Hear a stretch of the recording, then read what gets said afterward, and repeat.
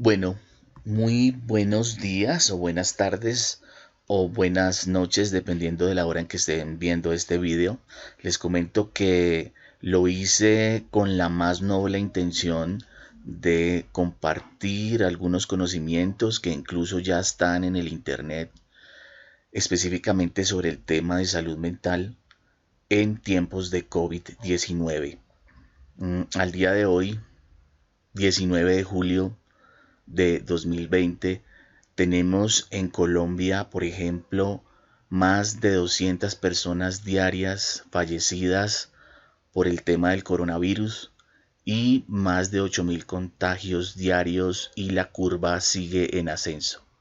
Por lo tanto, es importante saber qué es la salud mental, cuáles son los trastornos mentales que se pueden originar a partir de esta dura etapa de nuestras vidas y qué medidas podemos tomar, qué podemos hacer desde casa para alivianar todos estos efectos negativos e incluso por volverlos un mecanismo de resiliencia.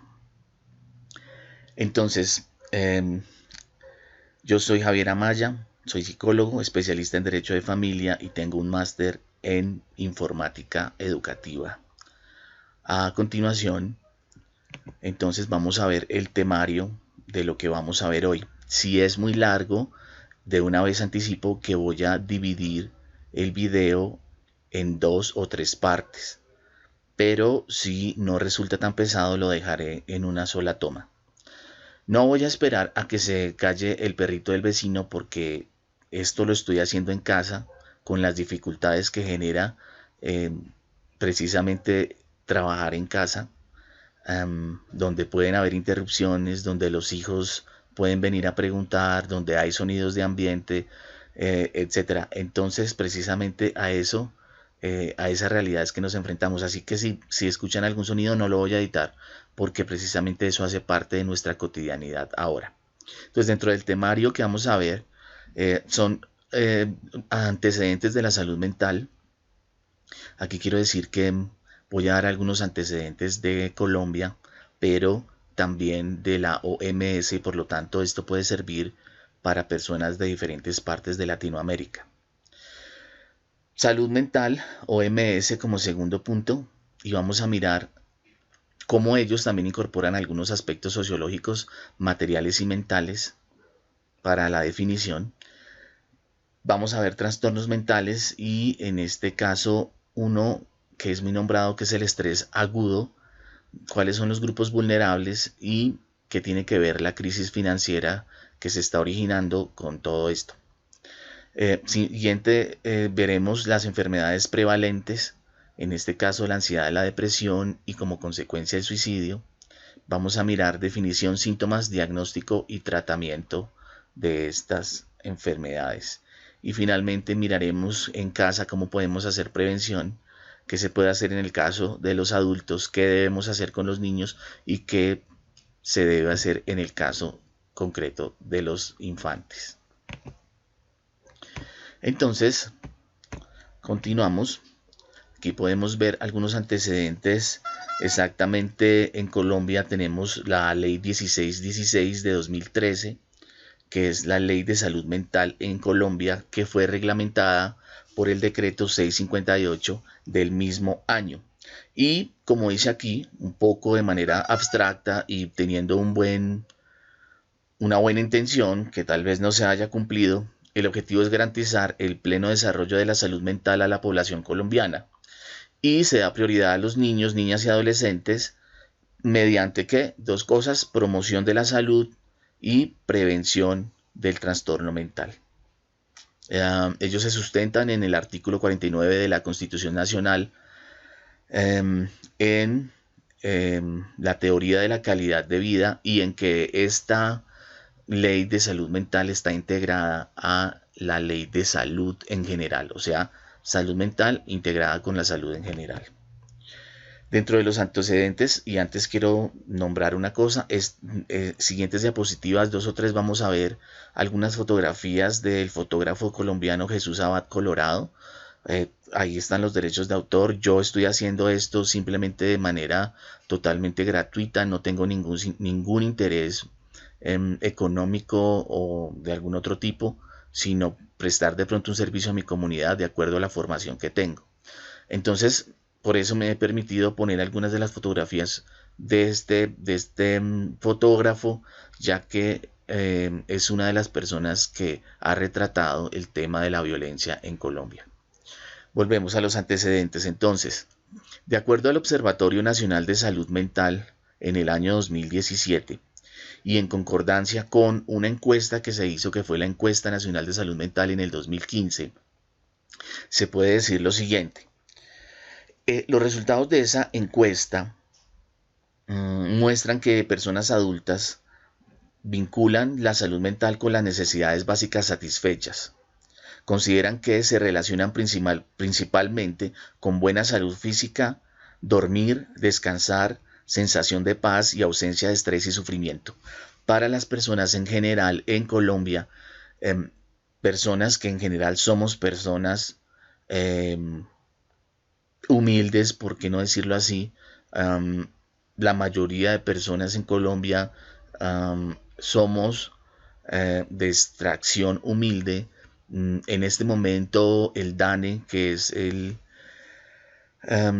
Departamento Administrativo Nacional de Planeación y el encargado de todas las estadísticas en Colombia, afirma que las personas que están por debajo del nivel de pobreza o las personas más pobres en Colombia ascienden en este momento a entre 8 y 9 millones de personas, pero hay que tener en cuenta que el rasero con el cual se mide eso son 114.000 pesos. Quiere decir que el que se gane 115.000 pesos ya no es considerado como una persona pobre, sino de un estrato socioeconómico medio. Entonces, pues eso es mucho decir, porque $100 son más o menos, perdón, 100.000 pesos colombianos son más o menos unos $35, si no estoy mal. Entonces, pues es bastante poco lo que se gana una persona mensualmente. ¿Y qué piden los colombianos para su salud mental? Nada más que satisfacer sus necesidades más primarias, y es buena salud física, poder dormir, poder descansar en un lugar agradable, sensación de paz y ausencia de estrés y sufrimiento. No piden nada más para su salud mental. Entonces, allí miramos que en cuanto a las relaciones de adulto y niños, más del 25% de los cuidadores admitieron que son personas que se dejan llevar reactivamente, es decir, que ante los problemas con el niño tienden a actuar de una forma un poco impulsiva, lo cual es un poco preocupante ya de por sí. También dentro de esos antecedentes podemos ver que se perciben carencias afectivas y económicas en la población infantil. Entonces, solo el 51.5% de los niños de 7 a 11 años viven con sus padres biológicos. Importante.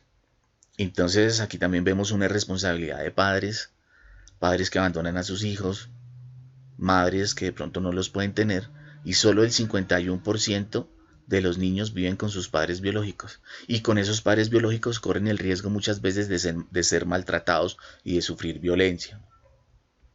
En lo que se refiere a la exposición a diferentes formas de violencia, en Colombia se encontró que el 13.7% de la población infantil entre 7 y 11 años,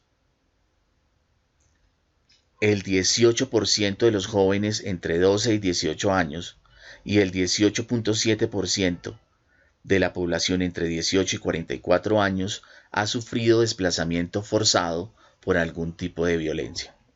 Estas fotos que estamos viendo acá son fotos reales de personas reales que han sufrido la violencia en Colombia, especialmente en las partes periféricas, no tanto en las grandes ciudades, sino en lugares en donde precisamente la presencia del Estado es más escasa.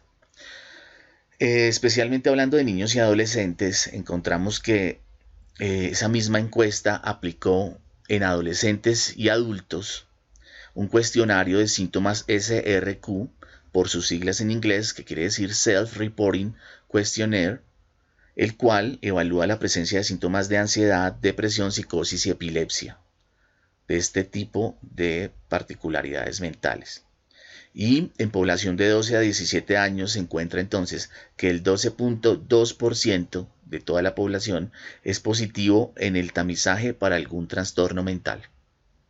Alguno de esos 4 que se estaban mirando, ansiedad, depresión, psicosis, epilepsia, bueno, la epilepsia realmente no es como tal un trastorno mental, pero algunos de estas personas, realmente el 12.2% daba positivo en ese tamizaje de salud mental. Y en ese sentido, el 52.9% de ese 12.2% tiene uno o más síntomas de ansiedad. Es decir, la mayoría de ese 12.2% son personas que tienen síntomas de ansiedad y el 19.7% manifiesta 4 o más síntomas de depresión. Es decir, clasifican para un posible, es decir, tamizaje positivo para depresión. Igualmente, dentro de estos antecedentes, se miró que en adultos de 18 a 44 años, el 9.6% representa síntomas sugestivos de algún trastorno mental. En ese sentido, el 52.9% tiene uno o más síntomas de ansiedad ya en adultos. Entonces, uno o más síntomas de ansiedad, el 52%, de nuevo, el tamizaje es prevalente para el tema de la ansiedad, y el 80.2% manifiesta de 1 a 3 síntomas depresivos. Entonces aquí sí se sube el porcentaje para las personas adultas que en general manifiestan síntomas depresivos.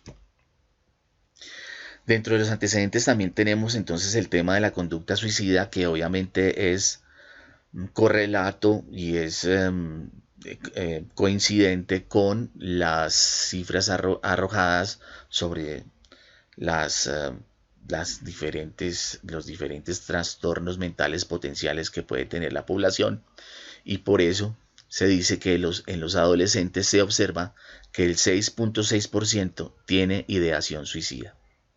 Y en los mayores de 18 años se evidencia que el 7.4% la ha tenido. Esto se representa más en las mujeres, se presenta más en las mujeres que en los hombres. Es decir, la depresión es un poco más prevalente en las mujeres, y el 2.57% ya en realidad ha intentado suicidarse. O sea, son tentativas de suicidio que de alguna forma se han frustrado, alguien ha intervenido y la persona se ha logrado salvar. En 2016, por ejemplo, se notificaron 18.910 casos de tentativa de suicidio. Bueno, sigamos con los antecedentes. Entonces, aquí ya no me voy a basar tanto en la encuesta nacional de salud mental, sino en un psiquiatra colombiano llamado José A. Posada, que en 2013 comentaba que, y por eso hablamos de antes del COVID-19 en Colombia, estas cifras son anteriores al COVID-19, pues ya se presentaban todas estas prevalencias en el tamizaje de enfermedades mentales. Entonces, este psiquiatra, doctor, dice que el 40% de la población entre 18 y 65 años sufría algún trastorno de salud mental. Y dentro de esos trastornos de salud mental prevalecían o eran importantes los trastornos de ansiedad, los trastornos del estado de ánimo, fíjese que ahí tenemos la depresión, los trastornos de control de impulsos, ¿sí? Que pues obviamente también tienen que ver de pronto con el tema de la violencia previa que han sufrido las personas, de las pautas de crianza, de cómo han sido criados, y también había una alta prevalencia con el consumo de SPA, sustancias psicoactivas. Entonces, antes del COVID-19, tenemos que, comparado con otros países latinoamericanos, de acuerdo a este doctor, Colombia tenía puestos altos, como por ejemplo el segundo lugar en control de impulsos, que ya lo mencionamos, cuarto puesto en trastornos de ansiedad relacionados con el consumo de sustancias psicoactivas, puestos altos en otros trastornos como de ansiedad, de separación en la infancia, ansiedad de separación en el adulto, trastorno negativista desafiante y bulimia nerviosa. Antes del COVID-19 en Colombia, los más afectados precisamente, como también lo dice la encuesta nacional de salud mental del 2010, de 2015, perdón, eran los niños y adolescentes y jóvenes, adultos jóvenes y especialmente de estratos socioeconómicos bajos. Entonces, si usted es niño, es adolescente, es joven adulto y es de un estrato socioeconómico bajo, muy seguramente va a aumentar para usted la prevalencia de enfermedad mental. Esto quiere decir que también los factores socioeconómicos están ligados intrínsecamente al tema de la salud mental, como ya lo veremos más adelante. La media de la edad de los trastornos afectivos, como el episodio depresivo mayor, se situaba en los 24 años, para la manía en los 20 años, para la hipomanía en los 27 años. La edad de inicio de los trastornos de ansiedad se encontraba entre los 7 y los 28 años. Todas son personas, hasta adultos jóvenes, e incluso en el tema de la ansiedad, tenemos que inicia y es prevalente desde los 7 años de edad. Y el tema del trastorno por uso de sustancias psicoactivas o los trastornos derivados de eso se encuentra también que se da en jóvenes entre los 20 y los 27 años. Tenemos aquí algunas fotografías precisamente de lo que era la situación antes de la pandemia. Simplemente el transporte público, pues tampoco era que estuviéramos muy bien. La verdad es una situación bastante estresante, bastante caótica y muy compleja. Entonces hoy en día, aquí simplemente voy a hacer una lectura de algunas preguntas que yo me planteo, pero no necesariamente son las que todo el mundo se plantea. Sin embargo, la invitación es a que todos nos planteemos algunas preguntas y podamos empezar a responderlas de por qué estamos en esta situación y qué podemos hacer para mejorarla. Entonces, situaciones nuevas.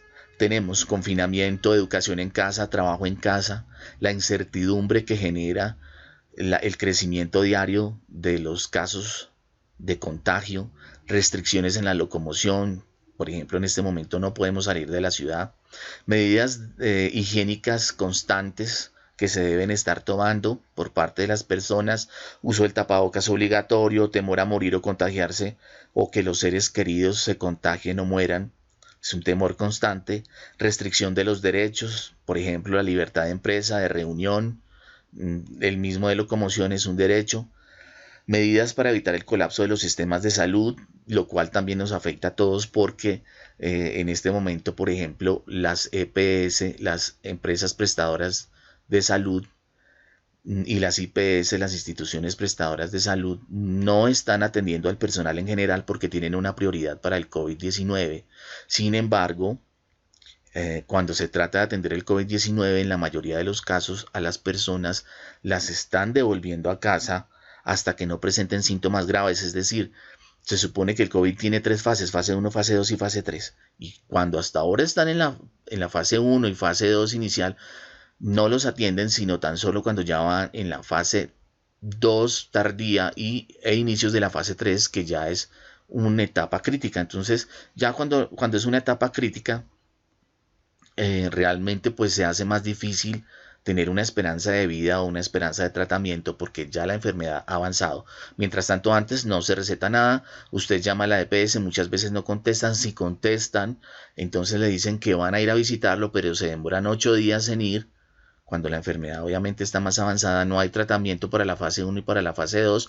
Eso sí lo dice la OMS, que la persona debe ir a la casa, pero también hay otros médicos que están diciendo que por qué no se atiende de manera profiláctica a estas personas y se previenen inflamaciones posteriores, tormentas de citoquinas posteriores, situaciones que ya ponen en riesgo la salud de la persona y que de pronto se podrían evitar con algún tipo de medicación, que obviamente tiene que ser médicamente plausible. Pero bueno, eso en cuanto a las medidas del colapso de los sistemas de salud. También se pregunta uno por las políticas públicas mercantilistas de salud pública. Efectivamente, pues la salud es un tema que no debe ser mercantil, es un derecho, es el derecho más conexo a la vida y como vemos muchas veces pues es mercantilizado, es un negocio y es con ánimo de lucro y obviamente bajo esos parámetros van a atender a las personas. Asimismo, pues miramos que los noticieros de televisión son un veneno. em, Todo el tiempo están diciendo que hay que reactivar la economía, que entonces salgan a trabajar, pero al mismo tiempo están dando noticias negativas de la historia de vida de tal o cual persona que sufrió el coronavirus, que casi no se salva, que no se salvó, etcétera. Entonces le están diciendo a la gente no salga, pero a la vez le dicen salga. Entonces realmente son un veneno. Igualmente hay noticias diarias de muerte, enfermedad y suicidio, que estamos expuestos todos a ella y que nos afectan en nuestra salud mental. La crisis económica de las pequeñas y medianas empresas es algo bastante complejo en el momento. El favorecimiento económico a la banca, a grandes magnates, empresas que son los que mejor han salido beneficiados hasta el momento de toda esta tragedia, están fortalecidos, reportan ganancias, mientras que otros sectores de la sociedad y de la economía pues se han visto bastante afectados. Las medidas ineficaces, el incremento de la curva de contagios en este momento. En Colombia pasó algo muy curioso y es que se inició la cuarentena muy temprano y por eso entonces dijeron, no, estamos aplanando la curva. Pero inmediatamente entonces se levantaron las medidas de restricción de la cuarentena, pues empezó a crecer la curva y en este momento está imparable. Y finalmente, pues el tema de la saturación de las unidades de cuidados intensivos o de la falta de personal capacitado para operar este tipo de unidades, pues obviamente no son solamente los aparatos, sino el factor humano, el talento humano. Todas esas cosas las estamos viviendo en este momento. Y todo eso hace que nos preguntemos y nos formulemos hipótesis, y especialmente la que más se han formulado y la que más se ha respondido es que todas estas nuevas situaciones van a afectar negativamente la salud mental de los colombianos, de la gente en general en el mundo, y por lo tanto, ¿cuáles enfermedades mentales serán las prevalentes y en qué medida? Eso vamos a tratar de contestarlo aquí. De pronto aquí hay preguntas que no se van a responder, pero de pronto pues son el inicio para empezar a investigar. Entonces, ¿qué enfermedades mentales? Habrá que ver cuáles son, cuáles ahora se van a presentar, qué secuelas vamos a tener durante y post pandemia. Están ocurriendo situaciones en contra de los derechos humanos.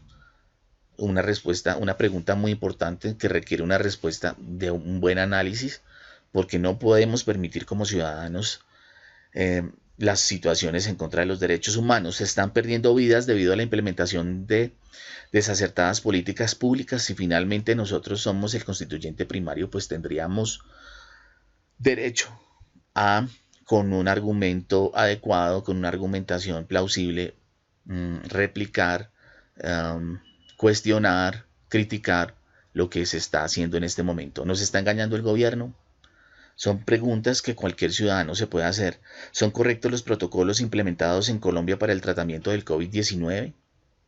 Como ya lo mencioné, pues al parecer no se está haciendo mayor cosa, salvo en el caso del alcalde de Cali, que en este momento ha querido, junto con la gobernación del Valle, hacer una prueba piloto con el uso de ivermectina para los pacientes que se encuentran en fase 2 o en fase 1, si no estoy mal, pero que todavía no han llegado a la fase crítica.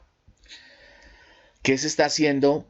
¿Qué se está haciendo para hacer promoción, prevención y atención de la salud mental en este momento? Porque todo se ha centrado en el COVID, pero ¿qué se está haciendo para la salud mental?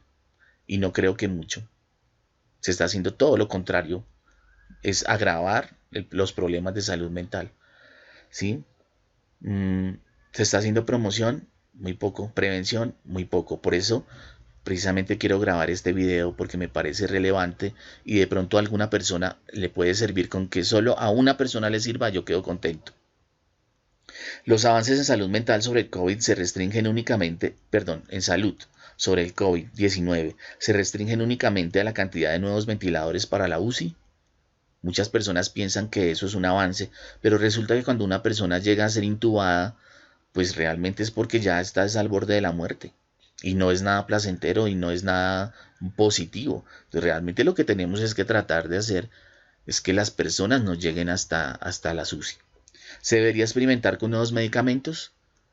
Bueno, son preguntas que surgen. Entonces, vamos a entrar al tema de qué es la salud mental según la OMS. Entonces, Vamos a ver algunas definiciones y vamos a mirar qué busca el plan 2013-2020, que todavía está vigente para la OMS y para los estados que están afiliados. ¿Qué quiere decir? Los estados que son firmantes de los acuerdos con la ONU, con la OMS, con la UNICEF, pues todos estos países se obligan a los tratados que eran anteriores a que suscribieran su afiliación, ¿cierto? Pero también entonces están obligados, y en Colombia por el bloque de constitucionalidad, a acatar las nuevas normas y los nuevos las nuevas convenciones, los nuevos protocolos, los nuevos tratados que se den. Entonces, en ese sentido, tenemos el plan 2013-2020. Entonces, ¿cómo definen ellos la salud mental? Entonces, ellos en principio dicen que es un estado completo de bienestar físico, mental y social, y no solamente la ausencia de afecciones o enfermedades. Y fíjense cómo lo toma la población colombiana. No, yo con tener lo básico, yo ya me siento absolutamente bien. Pedimos muy poco, ¿no? Y con eso ya somos felices. Pero entonces es un estado completo de bienestar físico y social. Fíjese cómo tiene tres elementos: físico, mental, que en principio uno creería que es el único, pero tiene físico, obviamente, mental y social. Entonces, el factor social también es importante para la salud mental. Y en este plan, entonces, son bastante objetivos y dicen que la buena salud mental hace que las personas materialicen, es decir, es una medición real materializada. Materialicen que su potencial, se desarrollen como personas, parte del principio del desarrollo humano y de un desarrollo democrático, en que las personas puedan superar. Si una persona puede superar el estrés normal de la vida, pues es una persona equilibrada, que tiene buena salud mental, y trabajen de forma productiva y hagan aportaciones a la comunidad. Entonces, pues obviamente la salud mental también viene con revertir esa salud mental que han sembrado en mí, que han invertido en mi persona, para yo después poderla invertir en la sociedad. ¿Qué busca ese plan? Pues cobertura sanitaria, para que todos los estados tengan cobertura sanitaria universal, importante, no solo para una parte de la población. Evitar violaciones de los derechos humanos, volvemos al tema de los derechos humanos, porque ellos son el parámetro correcto de desarrollo de una sociedad democrática. Y por lo tanto, si nosotros seguimos esos parámetros de derechos humanos, entonces tendremos supuestamente, y yo lo creo así, pero obviamente esto es teórico, supuestamente una buena salud mental. Buscan que no haya discriminación a las personas con trastornos mentales o discapacidades, no solo trastornos mentales, sino también discapacidades y condiciones, ¿sí? Que no son lo mismo, pero también los quiere incluir a todos, y conceder especial atención a la promoción, prevención, tratamiento, rehabilitación, atención y recuperación. Entonces volvemos a tener el tema que ya estaba ratificado en la ley colombiana de prevención, de promoción y prevención, muy importantes, pero además se necesita de tratamiento, y no contentos con el tratamiento queremos además rehabilitación, es decir, digamos no cura, pero sí socialmente una cura, porque una persona rehabilitada es capaz de actuar plenamente en su sociedad. Entonces aquí hablan de atención y recuperación de la persona. Entonces, siguiendo con el tema de qué es la salud mental para la OMS, el 10 de octubre es el Día Mundial de la Salud Mental, pues tenemos una definición 2 y una definición 3 de qué es la salud mental. Entonces miremos qué es la salud mental. Ya tenemos una primera definición en donde vemos que tiene tres elementos: social, mental y social. Social, mental y físico, perdón. Social, mental y físico. Los tres son importantes. Obviamente sin salud física no hay salud mental. Y vamos a ver entonces cómo nos complementan esas definiciones. Entonces, la salud mental, la definición dice así: concebida como un estado de bienestar en el que el individuo realiza sus capacidades, supera el estrés normal de la vida, trabaja de forma productiva y fructífera y aporta algo a su comunidad. Entonces vemos que sí es un estado de bienestar, pero es un estado de bienestar que no es inducido por cuestiones artificiales, una droga o qué sé yo.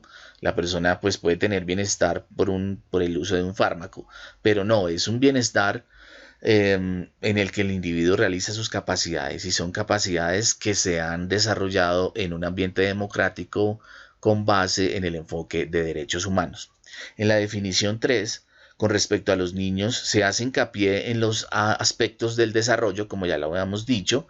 Obviamente, ¿qué es esto de los aspectos del desarrollo? Pues son todos estos aspectos que tienen que ver con que el niño empiece a crear estructuras mentales, que se dé el contexto, el medio ambiente apropiado para que construya sus propias estructuras mentales, sus propios juicios de valor, y no se dé el caso contrario, que es el tema del adoctrinamiento, sino precisamente es el tema de la educación en la democracia. Entonces, se hace hincapié en los aspectos del desarrollo. ¿Cuáles son? Sentido positivo de la identidad. Hay que criar a los niños con un sentido positivo de su identidad. La capacidad de gestionar pensamientos y emociones, ¿no? ¿Correcto? Entonces, pensamientos, emociones, eh,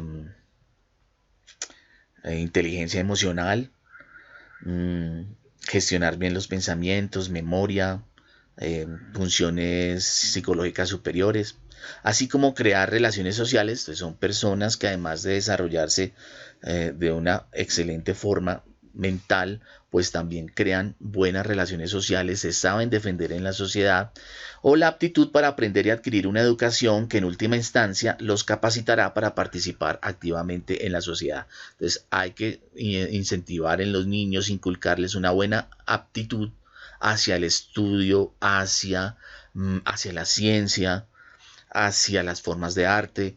Todo esto hace que ellos mismos quieran emprender ese viaje del conocimiento que después los llevará a revertirlo en la sociedad. Entonces ahí tenemos unas mejores definiciones de qué es salud mental. Por otro lado, vamos a mirar entonces todos estos aspectos que hemos mencionado, pero también miraremos cómo la falla en algunos de estos aspectos pues tiene que ver precisamente con la aparición del trastorno mental. ¿Y qué es el trastorno mental? Pues es cuando la persona efectivamente no puede desarrollarse de la manera, digamos, natural, ¿sí? No puede desarrollarse de manera plena, completa, y por ese motivo presenta una disfuncionalidad social y también una disfuncionalidad mental que no le permite ser feliz, no le permite llegar a ese estado de bienestar. La persona se llega a incapacitar. Entonces, en ese sentido, se puede decir que ya hay una disrupción de la conducta normal de la persona, normal entre comillas, obviamente, pero hay una enfermedad que empieza a afectar a la persona y por lo tanto hablamos de trastorno mental. Entonces, ¿cuáles son esos factores determinantes de acuerdo a la OMS? Entonces tenemos, por un lado, por acá, tenemos las características individuales y por acá los factores sociales. Entonces, dentro de las características individuales, pues que son determinantes, pues tenemos al comportamiento como tal. Entonces tenemos que moldear nuestro comportamiento, sabernos comportar en sociedad, sabernos comportar cuando estamos solos. Difícil, ¿no? Pero sobre todo comportarse en sociedad. Es bastante complejo algunas veces, ¿no? Tenemos que tener una buena interacción con los demás, saber interactuar con los demás, no dejarnos manipular, poder expresar nuestras ideas, respetar la palabra del otro, tantas cosas que hay que aprender. Y en ese sentido, pues dentro de las características individuales está el manejo de las emociones. Y pues es algo muy importante en el tema de la educación y en el tema de los planes nacionales de educación. Cómo vamos a educar nuestras emociones. Máxime cuando estamos en un país violento. Máxime cuando nosotros los adultos hemos sido herederos de alguna forma de cierta violencia y dependiendo obviamente de en qué lugar del país hemos estado y obviamente en qué tipo de familia hemos y qué medio ambiente hemos tenido que estar expuestos. Asimismo, entonces tenemos la capacidad de gestionar nuestros pensamientos, como ya lo habíamos dicho, dentro de las características individuales. Y tenemos los factores sociales que son supremamente importantes. Fíjense cómo dentro del trastorno mental también lo social tiene que ver. Parecería que no, que en principio son dos mundos diferentes, pero no, porque el ser humano es un ser social, un zoon politicón, como bien lo decía Aristóteles, y nosotros nos desarrollamos en la sociedad. Nuestro contexto, incluso antes que, bueno, no antes que el contexto biológico, porque nosotros tenemos un cuerpo, un organismo, que pues es nuestro contexto biológico más cercano, pero incluso antes que el contexto biológico, ahora nosotros vivimos en ciudades y prácticamente son los factores sociales nuestro principal contexto. Y allí están los factores culturales, económicos, políticos y ambientales. Si tenemos cultura, si realmente logramos acceder a una educación que nos haga cuestionarnos, que nos haga críticos, o si realmente nunca pudimos acceder a esa educación, si tenemos una cultura de la violencia, si todavía no hemos aprendido a convivir el uno con el otro. Los factores económicos, por otro lado, los factores económicos, y en este momento es uno de los que más se está golpeando, porque pues de allí obviamente vamos a sacar la satisfacción de las necesidades primarias: comida, alimentación, sexo, reproducción, todas estas cosas que son supremamente importantes. Los factores políticos, obviamente, porque si vivimos en una sociedad democrática, pues depende de nuestro voto realmente las políticas que se van a seguir, el poder público que se va a implementar, pues nosotros lo delegamos y será asimismo lo que se revierta después en las cosas que nos pasen a los ciudadanos. Entonces ahí está el tema de las políticas nacionales, está el tema de la democracia, y eso también tiene que ver con el trastorno mental. Finalmente, la protección social es muy importante. ¿Qué tan desarrollado está un país en el tema de la protección social, en salud, en el tema de la protección a las personas vulnerables, a las poblaciones vulnerables, las condiciones laborales o apoyos sociales de la comunidad? Tenemos acá si realmente hay trabajo para todos, si no hay condiciones de trabajo, si realmente no vivimos realmente en una democracia, sino que la cuestión es una farsa, porque simplemente eligen los que tienen la capacidad de comprar votos, por ejemplo. Simplemente lo digo porque ha pasado. Entonces son muchos factores que entran ahí y tienen que ver con lo último que se resume casi en todo, que es el nivel de vida, ¿no? La parte cultural, la parte material, que se resume en el nivel de vida. Entonces, cuando alguno de esos falla, puede estar empezando a afectar, empezando a ser positivo en los tamizajes de trastorno mental, o realmente ya iniciar lo que es un trastorno mental como tal. Entonces, ¿qué son los trastornos mentales? Bueno, ya lo había anticipado, ya lo había definido un poco, como esa disfuncionalidad, pero también aquí de forma más, más llana posible, pues se define como esas enfermedades que están clasificadas en el CIE-10. ¿Qué es el CIE-10? Pues la clasificación estadística internacional de enfermedades y problemas de salud conexos. Dentro de todas esas enfermedades clasificadas allí, también hay una parte para las enfermedades mentales. Entonces, esas que están allí, pues esos son los trastornos mentales que se considera existen y con los cuales se solicita que se hagan los diagnósticos desde la parte de salud mental. Aquí habla pues de como de los más importantes, que son los que tienen alta carga de morbilidad. Morbilidad pues quiere decir la cantidad de personas que se enferman en un territorio determinado, ¿cierto? Como cuáles son, como la depresión, el trastorno afectivo bipolar, la misma esquizofrenia, los trastornos de ansiedad, la demencia, los trastornos por abusos de sustancias, las discapacidades intelectuales y los trastornos conductuales y del desarrollo, que suelen iniciarse en la infancia y la adolescencia, incluido el autismo. Fíjense cómo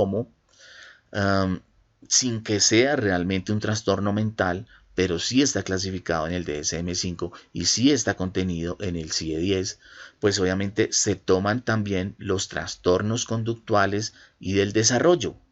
Entonces, dificultades en el desarrollo o trastornos o diferencias en el desarrollo, pues ¿qué marcan? Pues marcan alguna condición, como por ejemplo el autismo, sin que necesariamente tengamos que decir que el autismo es una enfermedad, es una condición, pero también entonces está dentro de esta clasificación como personas que se deben proteger, como grupos vulnerables a los que se debe atender.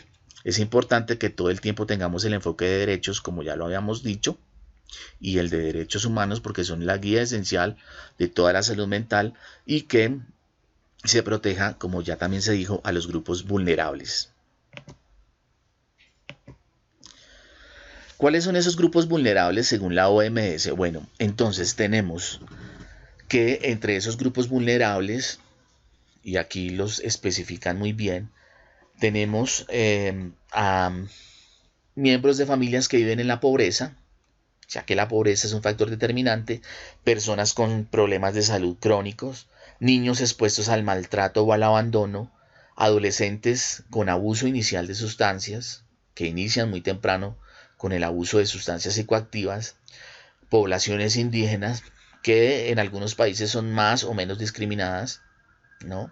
Los ancianos, personas sometidas a discriminaciones y violaciones de los derechos humanos. Fíjense cómo los derechos humanos vuelven a tener un papel aquí. Los homosexuales, los bisexuales, los transexuales, los prisioneros, las personas expuestas al conflicto armado, que eso tiene que ver mucho con el tema colombiano. Bueno, ¿qué pasa en el 2020? Tenemos una crisis financiera mundial y ese es un factor clave para la salud mental de las personas. Y especialmente tenemos una prevalencia o una preocupación por la salud mental de las mujeres, que son las personas que más, ¿por qué no lo vamos a decir? Que más trabajan, que más responsabilidades tienen, que más se echan encima al hombro toda la responsabilidad del hogar, además del trabajo, además de la sociedad, además como esposa, además como hija, además, etcétera. Entonces realmente ahí es donde vemos un punto de quiebre por el exceso de factores estresantes. Entonces, ¿qué pasa con esa crisis financiera? Pues el factor macroeconómico disminuye la financiación, ¿cierto?, de las políticas públicas y aumenta por otro lado la necesidad de servicios sociales y de salud mental. Entonces, al tiempo que se necesitan más servicio social, más servicio de salud mental, pues se disminuyen los recursos. Se crean nuevos grupos vulnerables, como por ejemplo nuevos jóvenes desempleados o más desempleo.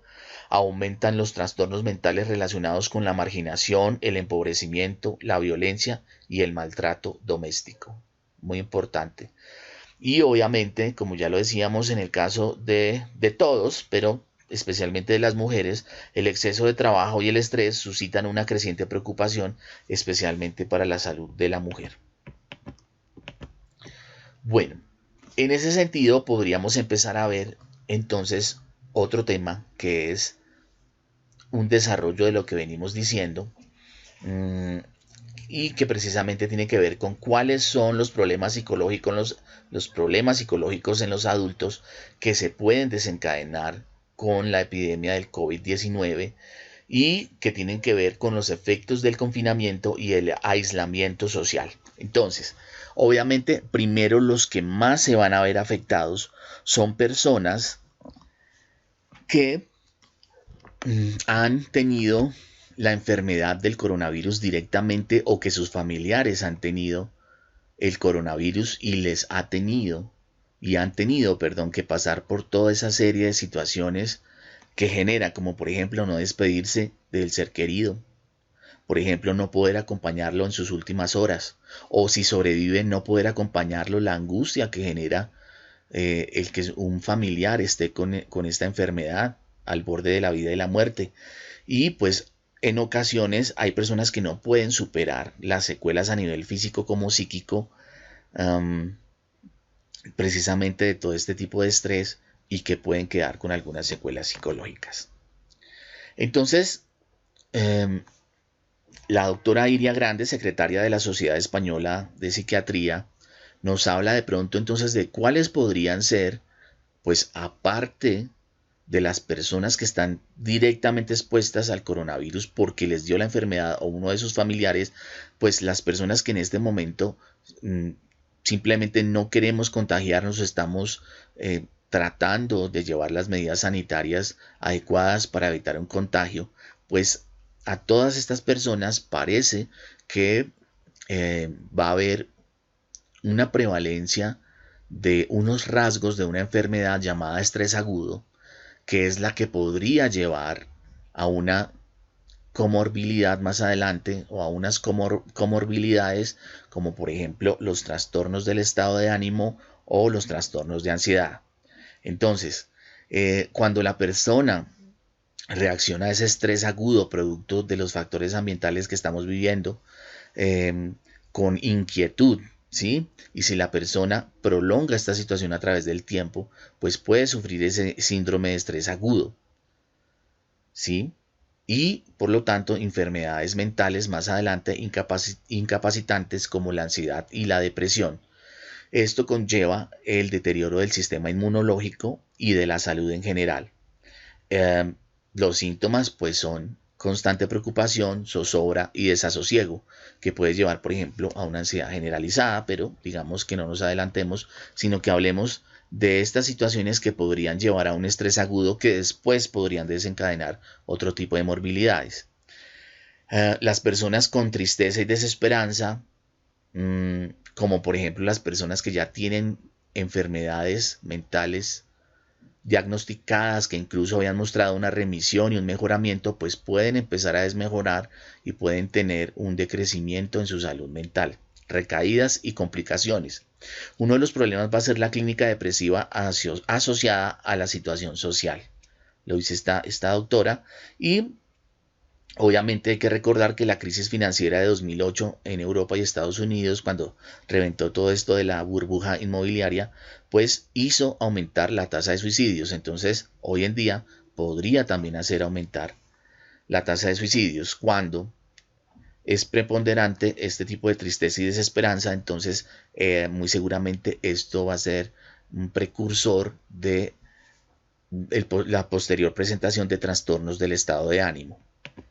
Pero miremos específicamente qué es el estrés agudo. Aquí no vamos a hacer tanto el análisis, digamos, del estrés en general, de la definición de estrés, pero igual lo nombro, en donde hay primero una situación de resistencia normal, luego viene una fase aguda, que es cuando se presenta el estímulo aversivo, luego una fase de resistencia, que es donde se trata de adaptar la persona a ese estímulo desagradable y que trata de superarlo y que se puede dar precisamente la superación o lo que se llama la adaptación y por lo tanto se adapta la persona al estrés normal de la vida o definitivamente esta situación estresante en esa etapa de resistencia sobrepasa la capacidad del individuo y por lo tanto la persona posteriormente pues va a presentar lo que se llama el agotamiento. Ya en esa parte de la fase del agotamiento, pues tenemos que la persona se va a enfermar, tiene problemas con su sistema inmunológico y obviamente la persona pues va a entrar a tener una serie de problemas físicos que también se van a ver en el plano de la salud mental. Sin embargo, no nos vamos a guiar tanto por esta teoría, sino que vamos a mirar un poquito lo que venimos haciendo, que es mirar las definiciones del DSM-5 y del CIE-10. Entonces, en ese sentido, miremos qué es el estrés agudo, pues una categorización, digamos, aparte y que dice lo siguiente. Entonces, de acuerdo al Diagnostic and Statistical Manual of Mental Disorders, ¿cierto? El DSM-5, el trastorno por estrés agudo es un periodo breve de recuerdos molestos que se produce 4 semanas después de haber sido testigo o de haber experimentado un episodio traumático insoportable. Si no se presentan esos síntomas, y si no es un mes, si no es más tiempo, o si no se presentan esas características, pues no sería estrés agudo. Pero de lo que están hablando los psiquiatras es de el estrés agudo precisamente como precursor de otras enfermedades. Entonces, ¿por qué se caracteriza el estrés agudo? Por recuerdos angustiantes, recurrentes, involuntarios e intrusivos del evento. Entonces la persona está haciendo cualquier otra actividad y de pronto se acuerda y otra vez vuelve a vivir y a revivir todo el tiempo este recuerdo desagradable. Tiene sueños angustiantes recurrentes sobre el evento, reacciones disociativas, flashback, en la que los pacientes sienten como si el evento traumático se estuviese repitiendo. Entonces, esas cuestiones disociativas es, bueno, en este momento estoy en determinado lugar y estoy tratando de orientarme, pero de pronto me acuerdo de otra calle, me acuerdo de otro evento, me acuerdo de otra cosa y la memoria, el pensamiento, qué sé yo, todas estas funciones psicológicas superiores empiezan a afectarse y a funcionar en diferentes en diferentes ritmos, ¿cierto? Entonces ahí es donde vemos las reacciones disociativas. Y obviamente la persona en el estrés agudo presenta intensa angustia psicológica o fisiológica cuando recuerda un episodio, por ejemplo, al ingresar a un sitio similar o por sonidos similares a los que escuchó en el evento, pues desencadenan otra vez el flashback. La incapacidad persistente de sentir emociones positivas, entonces la persona anda estresada, no se puede alegrar, no puede sentir emociones positivas como felicidad, satisfacción, sentimientos amorosos. En ese sentido, la persona ya empieza a tener una disfuncionalidad social y física. Bueno, entonces por ese lado, pues hablábamos del estrés agudo como uno de los precursores de otras enfermedades mentales que serían las que tendrían mayor prevalencia dentro de la situación actual de pandemia por el COVID, teniendo en cuenta el aislamiento y todos los problemas que hemos ya señalado. Entonces, dentro de esas dos enfermedades prevalentes tenemos dentro del trastorno del estado de ánimo la depresión. La depresión sería entonces una de las enfermedades prevalentes, la cual muchas veces es precursora también de el suicidio. Y otra de las enfermedades que tendríamos sería la ansiedad. Entonces, ya miramos el estrés agudo, vamos a mirar la depresión y más adelante veremos entonces la ansiedad. Les quiero adelantar que aquí tenemos la definición, un posible tratamiento que hacen las personas profesionales de salud y tendríamos de pronto también algunas recomendaciones para la casa. Esas recomendaciones pues las he sacado de algunos psicólogos, de algunos psiquiatras y también he hecho algunos aportes para cómo deberíamos afrontarlo en nuestra casa, consejos prácticos. Entonces, miremos qué es la depresión. Bueno, esta imagen pues me pareció sugerente, pero pues no quiero ser que digo yo, discriminativo con ningún tipo de religión, raza, etcétera. Simplemente me pareció una foto acorde y por eso la puse. Además de estéticamente muy bonita, la puse. Entonces, vamos a entrar a la depresión. Entonces, la depresión, obviamente, otra vez, de acuerdo al DSM-5, se encuentra dentro de los estados de ánimo y algunos de sus síntomas son tristeza de una intensidad, duración, funcionalidad, disminución del interés o del placer despertado por las actividades. Y en ese sentido, pues se puede decir que no es cualquier tristeza, debe tener una intensidad profunda, una intensidad grande, debe tener cierta duración, no puede ser cualquier duración y tiene que afectar la funcionalidad del individuo. Bueno, obviamente, entonces algunas personas dicen que su causa pues es la herencia, muchos dicen que eso tiene que ver muchísimo y es el 50% de la prevalencia de los genes, pero algunas personas dicen que no, porque siempre, como sabemos, existe la interacción entre los genes y el medio ambiente. Entonces, en ese sentido, algunos piensan que es la herencia, pero otros piensan que debido a las situaciones estresantes o a las situaciones del medio ambiente, la persona puede tener un desequilibrio en los cambios de las concentraciones de neurotransmisores en el cerebro, ¿sí? Y que eso realmente es la causa. Y otros opinan que no solamente los neurotransmisores, sino que toda la función neuroendocrina, o sea, la que tiene que ver con los neurotransmisores, pero también con las hormonas que segregan las diferentes glándulas endocrinas, pues tiene que ver con el funcionamiento y la activación de la depresión. ¿En qué se basa el diagnóstico? Bueno, en la anamnesis. ¿Qué es la anamnesis? Pues es el recaudo, es la compilación, es recoger todos los datos clínicos que se tienen de la enfermedad con vista a formular un diagnóstico coherente con los síntomas y con lo que se viene presentando. Entonces, esa es la anamnesis, ¿no? No se puede solamente con base en algunos síntomas decir ya esta persona presenta depresión, sino es un análisis de varios factores. Entonces, por ejemplo, La persona alterna su tristeza con otros estados de ánimo como el buen humor. Asimismo, la persona no se siente despreciable, inútil o desesperanzada todo el tiempo, pues serían algunos datos que nos dirían que realmente pues se puede tratar de otra enfermedad o se puede tratar de algunos síntomas de depresión, pero no del diagnóstico de depresión. ¿Por qué? Porque la persona depresiva, por lo menos, debe presentar el trastorno de depresión durante varios meses. Incluso aquí llegan a decir 6 meses. Pero obviamente habría que mirar y en ese sentido, pues sería la reflexión de cómo pues no llevamos tampoco tanto tiempo, no hemos o nos estamos acercando a los 6 meses, pero no hemos llegado a los 6 meses desde que se inició la eh, epidemia del COVID ya en nuestro territorio suramericano, ¿sí? O americano.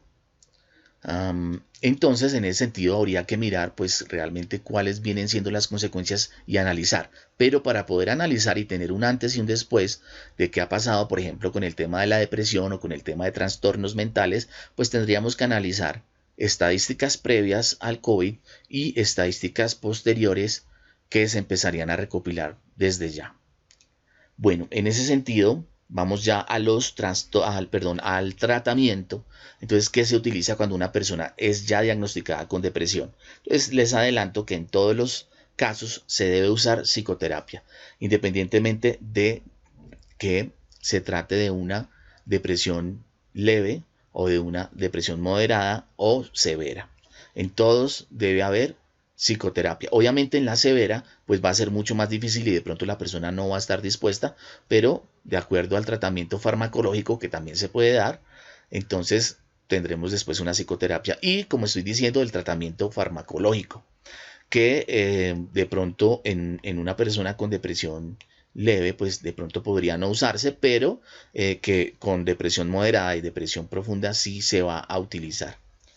En algunos casos, como vemos en la parte de abajo, se puede utilizar la terapia electroconvulsiva cuando se da el tipo de depresión profunda y parece que muestra bastantes buenos resultados. Entonces, dentro de esa anamnesis de la depresión, podemos mirar algunos factores que son interesantes.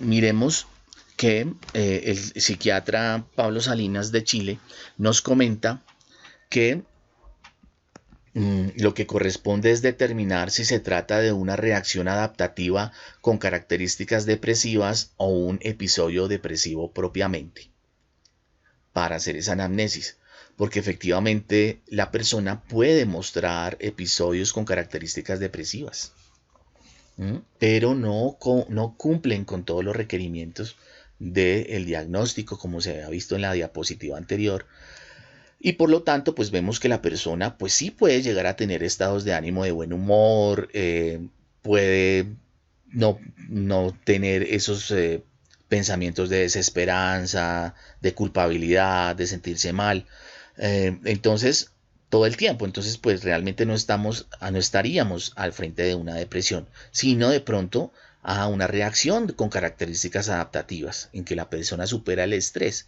de manera adaptativa.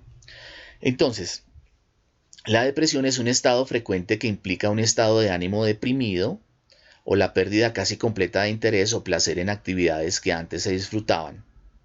Son frecuentes las manifestaciones somáticas, por ejemplo, cambio de peso, que puede ser subir o bajar de peso. Obviamente, la persona que también tiene algunas características ansiosas va a tratar de comer, o disminución del peso y alteraciones del sueño. Muy importante este tema de las alteraciones del sueño. Y también tendrá algunas manifestaciones, además de las somáticas, pues las cognitivas, como es el caso de problemas para la concentración. Bueno, a veces los síntomas depresivos se dan por trastornos físicos y por tanto en esa anamnesis se deben descartar, digamos, depresiones inducidas por fallos en la fisiología de la persona.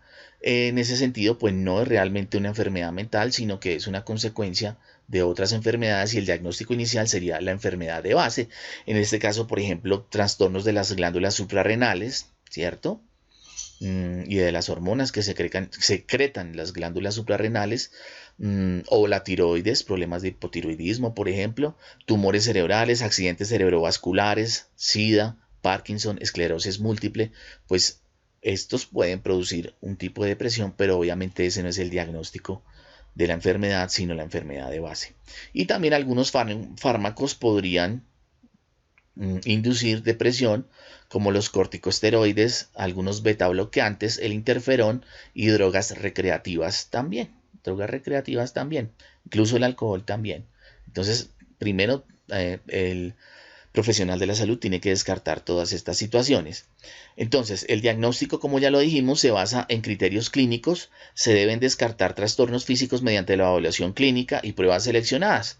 Entonces, por eso es que cuando vamos, muy seguramente primero tenemos que ir, antes de ir al psiquiatra, nos van a pasar con el médico general y él nos va a mandar, o el mismo psiquiatra nos va a mandar hemograma, electrolitos, TSH, sí, la hormona tiroestimulante, si está bien la vitamina B12, los niveles de folato e incluso el tema de la vitamina D cuando se trata de esa depresión estacional que da en algunas partes del mundo.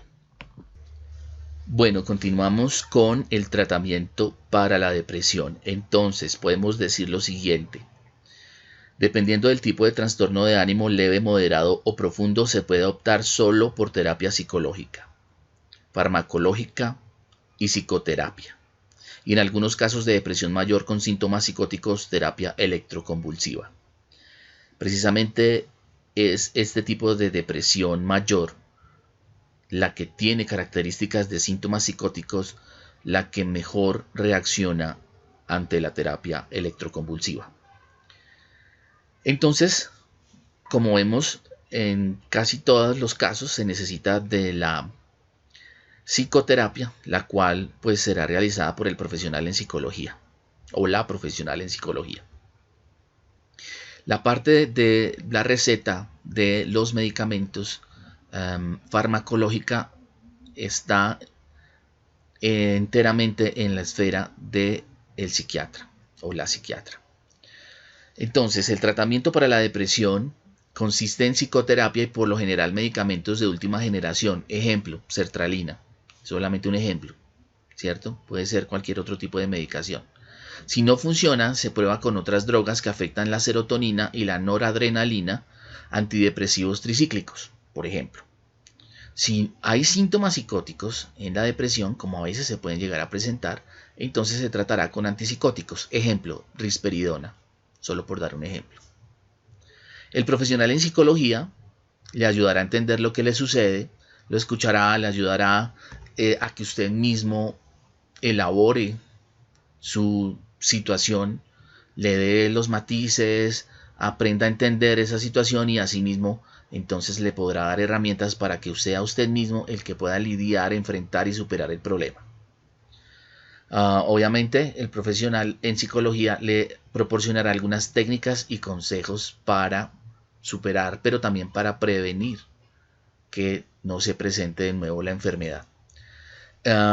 Algunos psicólogos recomiendan terapia cognitivo-conductual,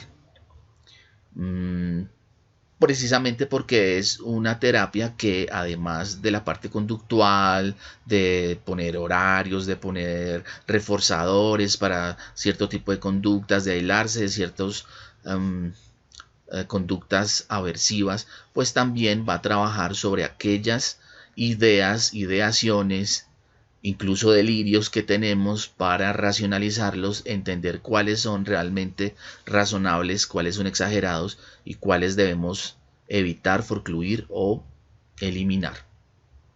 Si se presenta ideación suicida, es necesario permanecer alertas y solicitar una cita urgente con el médico. Solo con la ideación suicida ya es importante acudir al profesional de salud mental, pero si nosotros ya tenemos un evento de amenaza suicida, que es amenaza suicida, cuando la persona ya empieza a idear la forma y los pasos que va a llevar para cometer el suicidio, pues ya no solamente la ideación suicida, ya no es me quiero morir o me quiero matar, sino es ya cómo voy a hacer para acabar con mi vida. Entonces en ese caso ya estamos en un estadio más avanzado y previo realmente ya a que la persona atente contra su vida, y por lo tanto es más grave, y en ese sentido se necesitaría de una consulta de urgencia en el tema de salud, o incluso de llamar a la ambulancia para prevenir una situación más grave. Y obviamente ya la situación más grave es cuando la persona,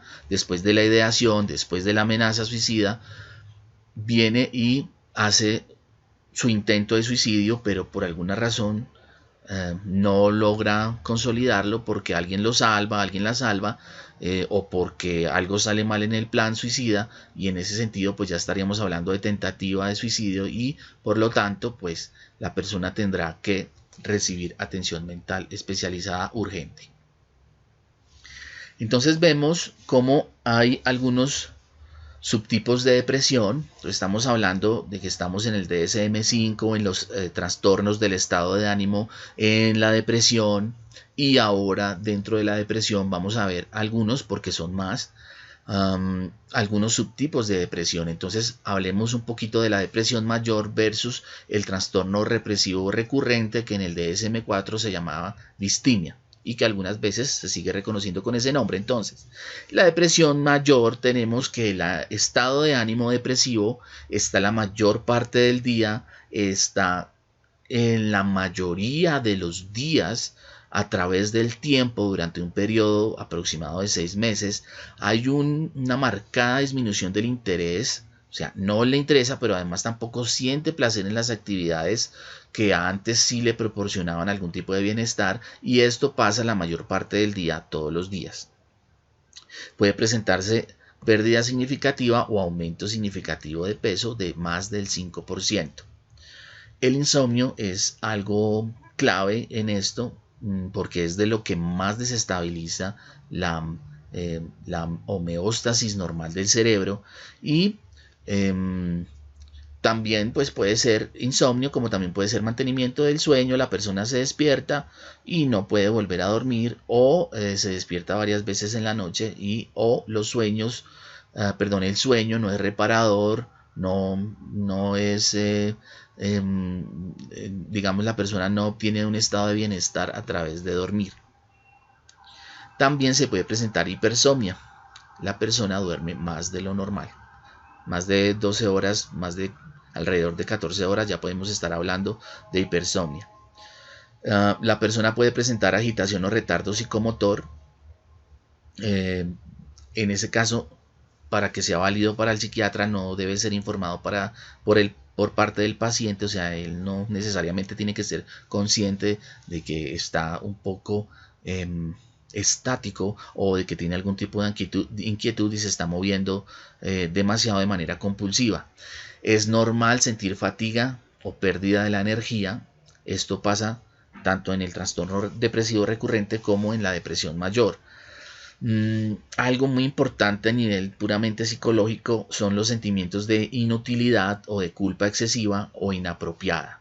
La persona se echa la culpa de todo, la persona se siente totalmente despreciable, totalmente inútil, totalmente desesperanzada, y pues esos síntomas son recurrentes.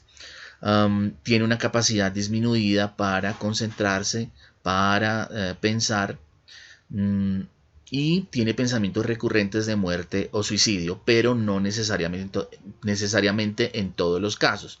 Puede que en algunos casos ese pensamiento de muerte no se presente, y aún así la persona tenga los síntomas para diagnosticar una depresión mayor. Igual hay que estar pendiente, como ya se dijo, cuando la persona tiene un plan específico para suicidarse, porque en ese caso hay que actuar de manera inmediata en la prevención del suicidio. Pasemos al trastorno depresivo recurrente. Este se debe dar por más de 2 años. Por lo general se presenta en pacientes adolescentes o jóvenes que son negativos, pesimistas, sin sentido del humor, pasivos, obnubilados, introvertidos, son hipercríticos con ellos mismos, con las otras personas también son supremamente mordaces, se quejan por todo el tiempo, sienten falta o exceso de apetito, como lo habíamos dicho también en la depresión mayor, insomnio o hipersomnia, igual que en la depresión mayor, baja energía o fatiga, igual, baja autoestima, eso es muy importante. En la depresión mayor también puede presentarse la baja autoestima, pero pueden prevalecer otros síntomas como el sentirse culpable o cosas así, pero en el trastorno depresivo recurrente, la baja autoestima es un signo preponderante. También la falta de concentración o dificultad para tomar decisiones y sentimientos de desesperanza. Entonces, como vemos, esto se presenta más en adolescentes y en adultos jóvenes, este tipo de depresión. Bueno, entonces, ¿qué podemos hacer cuando se presenta una depresión? Pues realmente cuando nosotros vemos que la persona presenta algunos de esos síntomas depresivos que ya hacen a la persona disfuncional, tanto social como psicológicamente, que vemos que el bienestar de la persona se está viendo afectado, pues lo mejor es consultar con el profesional de la salud, ¿correcto? Para que él descarte algún tipo de patología de base o efectivamente se llega a un diagnóstico de depresión con el cual pues se pasaría al tratamiento que ya mencionamos. Ahora, ¿qué podemos hacer nosotros para evitar llegar a ese estado depresivo después de estar sometidos por factores estresantes que nos han llevado previamente de pronto a una ansiedad aguda?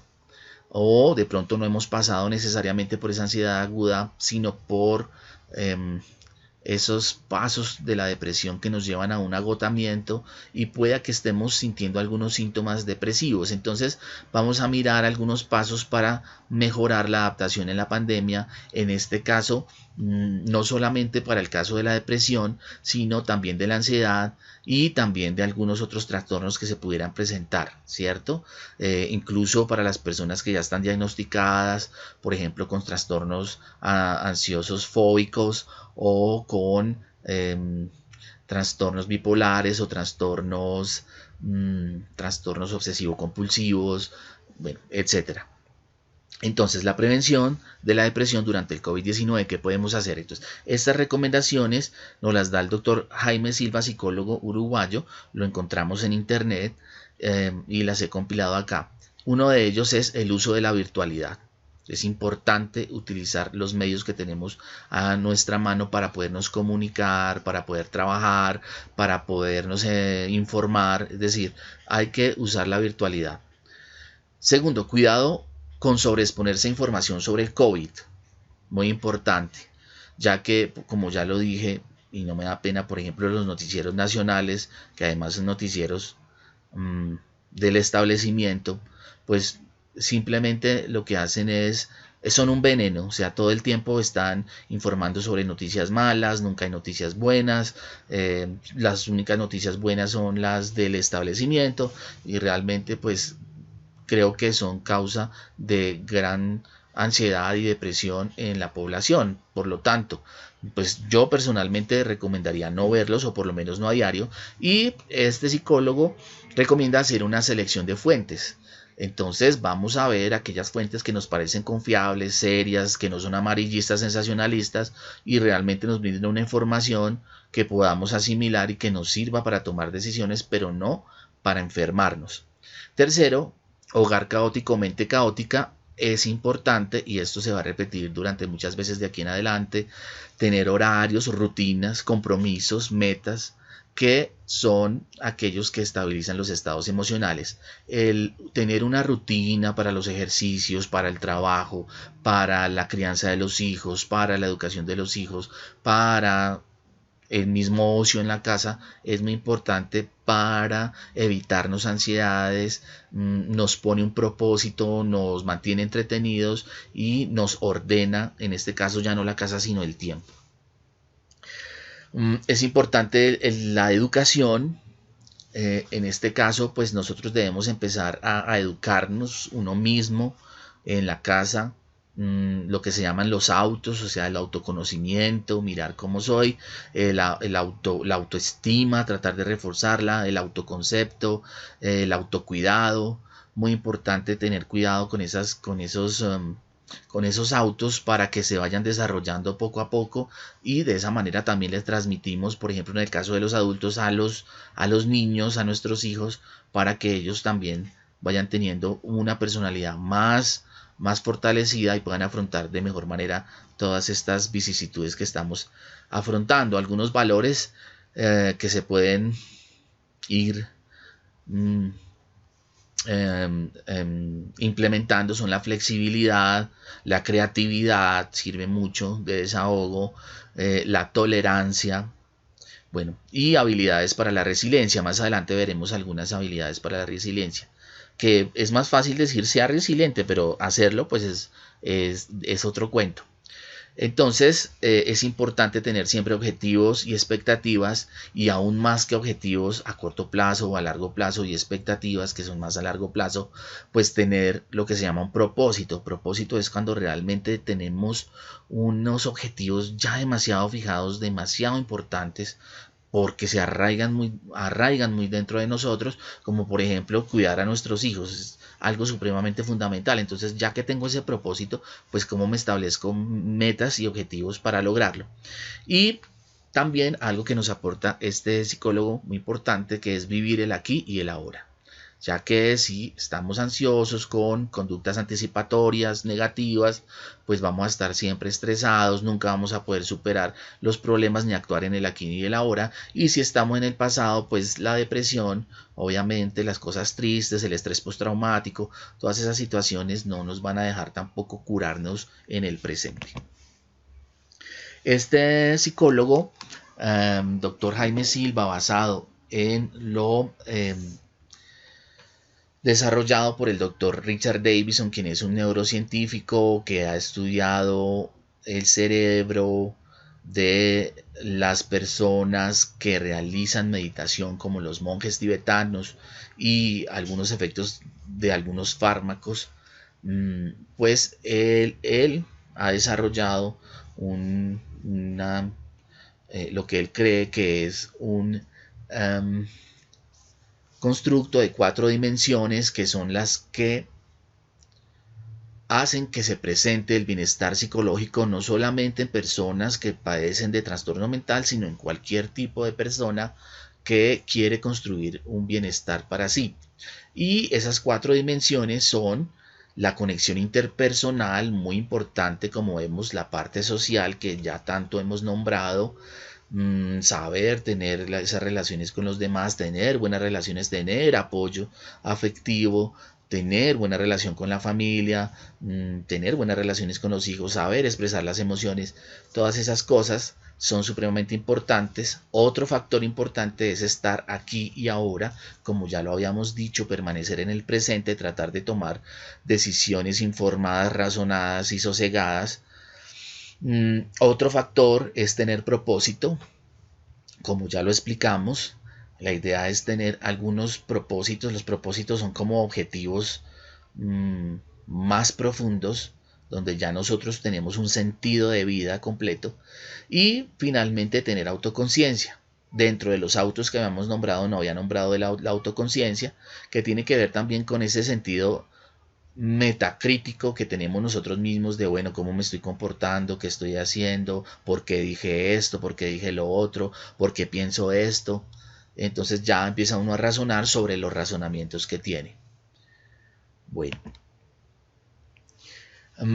dentro de los pasos también para mejorar la depresión durante el COVID-19, perdón, mejorar la depresión no, sino evitar que se presente, o una vez se presente, atenuar sus efectos. Podemos decir que un estudio encontró que la disminución de síntomas ansiosos, claro que esto fue con personal de la salud, pero pienso que es aplicable a muchas personas, se da cuando la persona empieza a entender de qué se trata la enfermedad, cómo se puede tratar, cuáles son las medidas de higiene que podemos tomar, qué prevención podemos tomar frente a la enfermedad, y eso hace que disminuya un poco la ansiedad y posteriormente el efecto depresivo que es causa de la que es causado por la enfermedad. Esto lo encontramos, allí está la cita para que ustedes la miren. Y importante mirar también que dentro de esos pasos para mejorar la adaptación tenemos que ser los adultos los que asumamos ese papel de liderazgo, pues nosotros somos los que transmitimos nuestros miedos y ansiedades a nuestros hijos, y en caso contrario también podemos ser un ejemplo para la transmisión de conductas, habilidades para la resiliencia. Volvemos a insistir en que se debe tener una rutina flexible, pero igualmente rutina. No debe ser totalmente eh, hermética. La rutina debe ser un mapa de navegación nada más que nos permita tener un orden en el día, pero no necesariamente tiene que cumplirse al pie de la letra, porque de lo contrario entonces estaríamos frente a otro factor estresante producido por nosotros mismos. Administraremos de esa forma entonces conscientemente el tiempo. Y dentro de ese tiempo siempre también es importante dejar algunos espacios específicamente para el ocio. Es importante no estar trabajando todo el tiempo, ni estar al frente de los niños todo el tiempo, ni estar al frente de la casa todo el tiempo, sino que también necesitamos tiempo para la distensión, porque eso también es natural en el ser humano. Aquí, por ejemplo, se puede aconsejar llenar crucigramas, cosas que de pronto yo haría, pero eso depende de cada persona. No sé, jugar sudoku, hacer reuniones virtuales con la familia, hacer juegos de acertijos con la familia o con uno mismo, leer acertijos, mantener la mente ocupada, o continuar simplemente leyendo no sé, la novela de ficción que estábamos leyendo, o incluso la telenovela, o bueno, alguna serie que nos esté fascinando en este momento y que nos haga reflexionar, pensar y nos contribuya en algo para alivianar el espíritu. Entonces es importante dentro de esa rutina dejar los momentos de ocio. El arte dentro de esos momentos de ocio es muy importante porque es la expresión del espíritu humano, y por ejemplo la música, el cine, la pintura nos pueden servir como terapia para afrontar de manera holística, más general, no solamente de una manera eh, técnica, de decir vamos a hacer esto, esta serie de cuestiones conductuales, ¿no? Sino realmente de una expresión completa del ser humano cuando siente dolor, cuando siente tristeza. Entonces podemos desahogarnos a través del arte, tanto haciendo arte como viéndolo o escuchándolo. Parece que en este estudio que se desarrolló, tener una pareja afectiva, una esposa, una compañera, un compañero, un esposo, novio, pues era un factor protector frente a la aparición de la depresión. Y aquí realmente este estudio se hizo con personal de la salud que estaba trabajando en el SARS-CoV-1 y en el caso del ébola, y parece que en esas circunstancias tan estresantes estas personas tuvieron factores protectores para que no se presentara la depresión. Es importante también tener algún tipo de espiritualidad o creencia. En el caso de los ateos, pues estamos en desventaja, pero las personas que tienen algún tipo de creencia, pues obviamente que tienen un refugio en el cual puedan disminuir las cargas de estrés, puedan tener expectativas, tener alguien con quien hablar. Si usted habla con Dios, pues es excelente. Es importante expresar los sentimientos, tener el apoyo familiar, brindar apoyo familiar a otras personas. La familia sigue siendo muy importante, importantísimo, y que no se ha mencionado hasta ahora, hacer ejercicio físico. Si no puede hacer mucho ejercicio físico, haga poquito ejercicio físico, pero haga ejercicio físico. Ustedes saben que el ejercicio genera endorfinas, ayuda a la homeostasis neuronal. Entonces, pues es bastante recomendado. Mente sana en cuerpo sano. Perdón, me pasé. Bueno, entonces finalmente dentro de las recomendaciones para la prevención de la depresión durante el COVID-19, podemos decir que en caso de tristeza persistente, la idea también es pues recibir ayuda. Entonces mirar qué actividades, si realmente ya estamos muy mal, muy afectados, mirar qué actividades nos producen aunque sea un poquito de bienestar. Entonces tratar, no quedarnos estáticos, sino luchar contra la enfermedad y mirar pues qué nos puede satisfacer un poquito, qué nos brinda un poquito de alivio. También el hecho de tomar baños de agua caliente o tibia, pues es muy reconfortante para las personas con depresión. Recibir masajes, dar y recibir muestras de afecto, el apoyo y soporte por parte de la familia, como ya lo dijimos, es importante. Y si resulta posible, ya que comúnmente en los estados depresivos no se quiere hacer ejercicio físico, pues salir por lo menos a caminar, si alguien nos acompaña mejor, tomar el sol, si realmente ya le alcanza para hacer ejercicio y obviamente tener una rutina diaria. Aquí entonces vamos a hablar un poquito de la resiliencia y algunos pasos que son muy genéricos, pero realmente podemos investigar mucho más acerca de la resiliencia que nos pueda servir para prevenir la depresión o prevenir otro tipo de trastornos mentales o simplemente para alivianar algunos síntomas depresivos que no necesariamente son depresión, pero que sí nos están teniendo en un estado desagradable. Entonces, importante para la resiliencia, creer de manera positiva en tus habilidades, mantener ese positivismo la mayor parte del tiempo. He visto a personas allegadas a mí, bueno, lo voy a decir específicamente a mi padre, que ya falleció lamentablemente, pues siempre tuvo una actitud positiva frente a todo, inclusive hasta el día de su muerte seguía teniendo una actitud positiva, lo cual realmente me sorprendió, pero creo que eso le alivianó muchísimo todo lo que tuvo que vivir, todo ese duelo que tuvo que vivir hasta el momento del fallecimiento. Entonces, me parece que yo también quiero adoptar ese positivismo todo el tiempo que a veces no tenemos algunas personas que queremos ser más críticas, pero es importante cultivarlo. También es importante encontrar un sentido y propósito en tu vida, en la vida. Entonces, pues eso ya lo expliqué. Desarrollar una amplia y sólida red social, también ya lo vimos, lo explicamos. Decir sí al cambio y adaptarse al cambio, no aferrarse demasiado a ciertas estructuras que de pronto ya son obsoletas y no nos sirven para adaptarnos a las nuevas situaciones. Cultivar de manera activa el optimismo, ya lo dijimos. Cuidarse, ya vimos el autocuidado, nutrirse, hacer acompañamiento de los demás, que hagan acompañamiento de uno también. Desarrollar, muy importante, esto es de la parte puramente psicológica, desarrollar habilidades de solución de problemas. Y obviamente esas habilidades se desarrollan en la práctica y a través de la educación. Entonces, cualquiera de nosotros puede meterse en internet, mirar un psicólogo confiable y mirar de pronto cuáles pueden ser algunas pautas para crear habilidades de solución de problemas. ¿Correcto? Bueno, y otra es proponerse metas. Entonces, sí, no solamente propósitos, sino que tenemos que tener metas a corto plazo, a mediano plazo también, y expectativas en general. Cuando uno tiene expectativas y sueños, pues eso le sirve para mantenerse fuerte en el presente.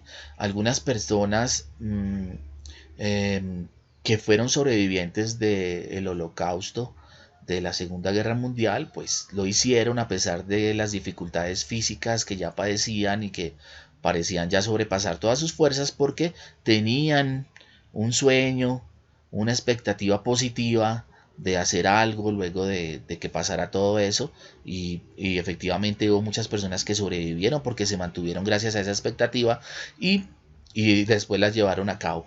Bueno, y finalmente, para recuperarse, ya en caso de pérdida de las capacidades, de disfuncionalidad, de todo lo que hemos hablado, que ya son más síntomas del trastorno mental, es importante que si usted ve así a uno de sus hijos, a su esposa, a sus familiares, o si a usted lo ven de esa manera, acudir al personal de salud con el objetivo de descartar otras enfermedades de base, como ya lo hemos dicho, y finalmente, si no se tiene esas enfermedades de base, ser valorado por psicología y psiquiatría para tomar las medidas de psicoterapia y medicamentos al pie de la letra para mejorarnos. Entonces, con esto, digamos que damos por terminado el tema de la depresión y pasaríamos a mirar el último tema, que es el tema de la ansiedad. Como vemos, nosotros hemos dado en el tema de la depresión las características, el tratamiento, qué se puede hacer para superar algunos síntomas depresivos o algunas manifestaciones depresivas estando en casa, y cómo podemos ser proactivos para evitar que se presenten estas situaciones. Igual vamos a hacer entonces con el tema de la ansiedad y vamos a empezar, por lo tanto, definiéndola también de acuerdo a la quinta edición del Diagnostic and Statistical Manual of Mental Disorders, DSM-5, que dice: bueno, la ansiedad es una respuesta anticipatoria de un daño o una desgracia futura acompañada de un sentimiento de disforia desagradable. Entonces, la persona se siente ansiosa, pero no es chévere, es desagradable, ¿no? La persona empieza a sentir esa zozobra, ese malestar, y obviamente es por algo que va a pasar, algún daño, algo va a pasar, y eso hace que se presenten síntomas somáticos, físicos, que son bastante evidentes, como tensión muscular, síntomas vegetativos como mareo, náuseas, sudoración, etc. Y también conductas evitativas. Entonces la persona, con base en ese comportamiento de anticipación, de esa conducta anticipatoria, empieza a evitar esas cosas que le dan miedo, esos factores, esas situaciones que le dan miedo. Esa conducta evitativa hace parte del diagnóstico de la ansiedad. Entonces, algunas características las menciono brevemente: anticipación aprensiva durante más de los días que ha estado ausente en el transcurso de 6 meses. Entonces, también se tiene que son varios meses los que la persona debe estar en sintiendo ese tipo de síntomas, manifestando ese tipo de síntomas, para que, y la mayor parte de los días y en la mayor parte del día, para que realmente en el transcurso de 6 meses se pueda diagnosticar. La persona siente inquietud, sensación de estar atrapado o atrapada, nervios de punta, se fatiga fácilmente, precisamente porque todo el tiempo está activado, entonces se cansa, dificultad para concentrarse, obviamente, se puede quedar con la mente en blanco, puede sufrir de irritabilidad. En el caso de los niños hay mucha irritabilidad, la tensión muscular ya lo habíamos dicho, y los síntomas vegetativos que también ya mencionamos, como son aquellos involuntarios de sudoración, náuseas, entre otros. Los problemas del sueño también son recurrentes, bien sea de dificultad para dormirse, o sea, la persona realmente no consigue el sueño, o continuar durmiendo, se despierta y no puede volver a dormir, o un sueño inquieto y totalmente insatisfactorio. La persona realmente no descansa. Clínicamente significativo o deterioro en lo social, laboral u otras áreas importantes del funcionamiento.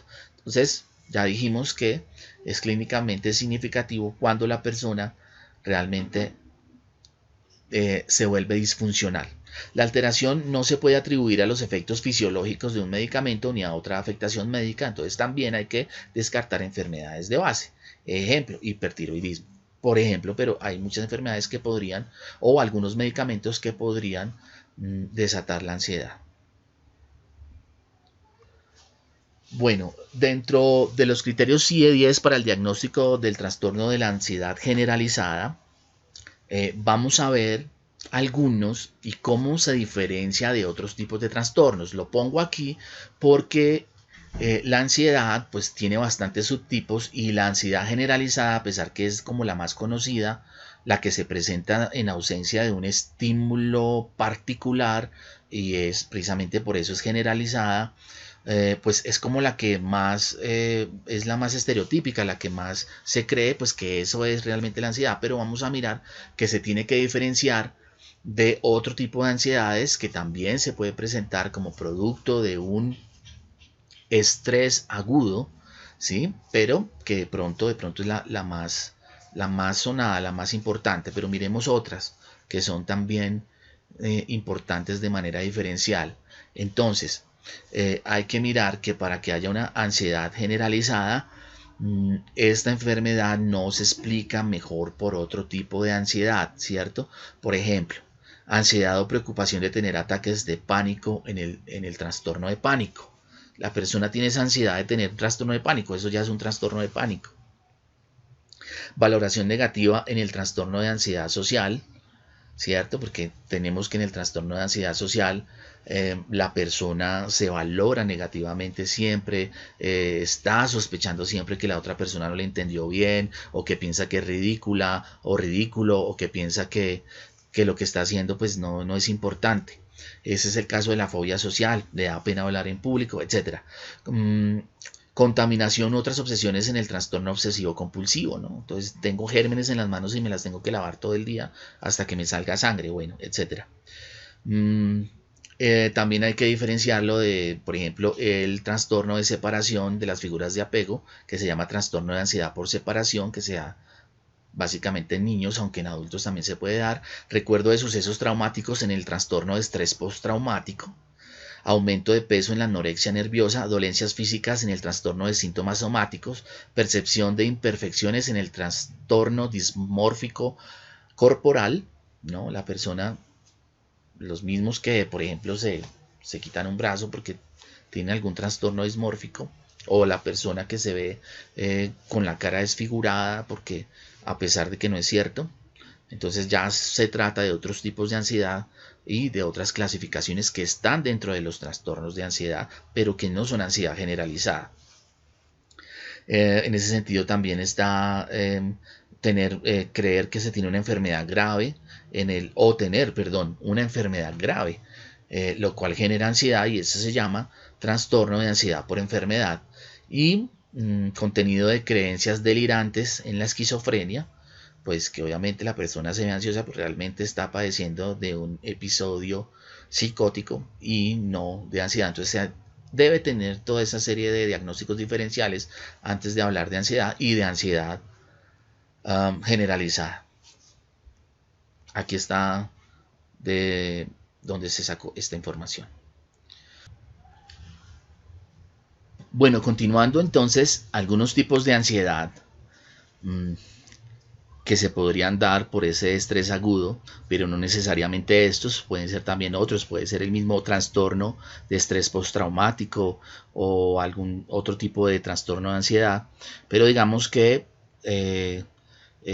la agorafobia, la ansiedad generalizada y el trastorno de ansiedad social se podrían presentar, pero obviamente no estamos descartando las fobias o cualquier otro tipo de subtipo más bien de ansiedad. Entonces tenemos en la agorafobia ese miedo prototípicamente reconocido a ir en transportes públicos, a los lugares abiertos, lugares cerrados, hacer filas, colas o estar en medio de una multitud.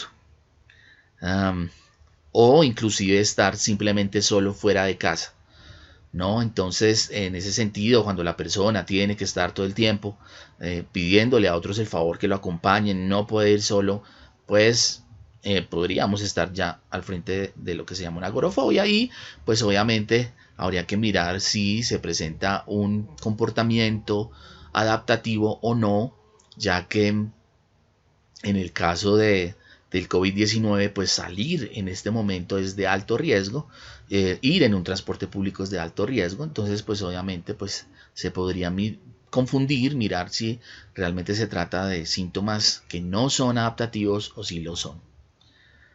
Bueno, la ansiedad generalizada, como ya lo habíamos dicho, es una preocupación excesiva, persistente y que las personas tienen dificultad para controlar. Se puede tratar de diversos acontecimientos o actividades, se asocian a 3 síntomas o más de sobreactivación fisiológica y debe estar presente para su diagnóstico por lo menos durante los últimos 6 meses, la mayor parte del día, la mayor parte de los días.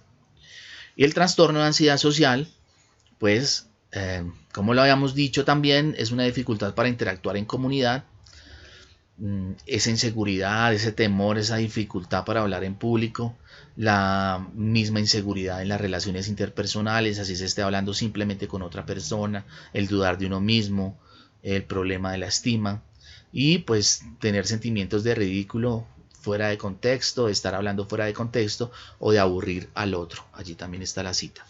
¿Qué podemos hacer en casa para prevenir la ansiedad? No estamos hablando ya de la ansiedad clínica, que sería ya tratada por los especialistas en salud mental, sino de pronto de esa ansiedad que empezamos a sentir, de esos rasgos ansiosos que empezamos a sentir y que necesitamos paliar, disminuir y controlar. Entonces, ¿qué podemos hacer durante la pandemia? El ejercicio físico es bastante importante, regula todo el cuerpo, regula todos los sistemas corporales y pues nos puede ayudar a bajar los niveles de ansiedad o desfogar los niveles de ansiedad. Otra cosa que podemos hacer son los ejercicios de relajación. Es importante saber que si hay una persona con síntomas psicóticos o síntomas de ansiedad desbordada ya diagnosticada, muchas veces esos ejercicios de relajación pues no tienen ningún efecto. Entonces, si en este momento podemos hacer los ejercicios de relajación, es porque no estamos tan mal todavía y podemos controlar la respuesta fisiológica del cuerpo. Otro tip muy importante es la escritura.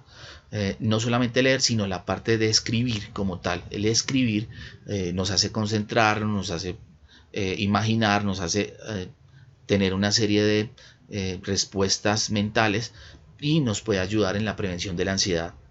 Importante la estrategia para el manejo del tiempo, como se ha repetido aquí muchas veces, todo el tema de las rutinas. La aromaterapia parece que funciona muy bien. Obviamente tiene que saber la persona, ir a donde una persona que sepa del asunto o consultar en internet en una fuente confiable para la aromaterapia. El aceite de cannabidiol, que es uno de los aceites que se encuentra en la marihuana, pero que obviamente no es el componente psicoactivo del delta 9 tetrahidrocannabinol, sino el cannabidiol. Los test de hierbas pueden ser bastante buenos y pasar tiempo con animales, tener una mascota parece que es bastante positivo, alivia muchísimo los síntomas de ansiedad y muchas personas han relatado cómo se han curado de muchos síntomas que tenían al tener una mascota.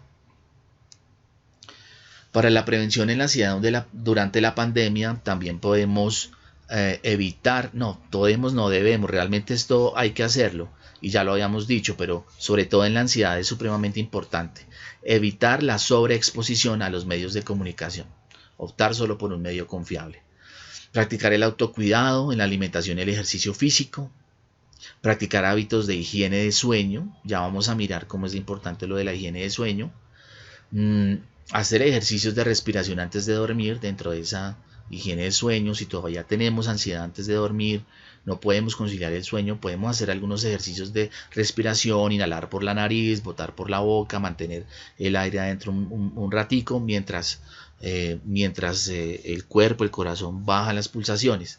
Evitar el consumo de spa, porque algunos tipos de sustancias como la cafeína pues nos pueden aumentar el estrés.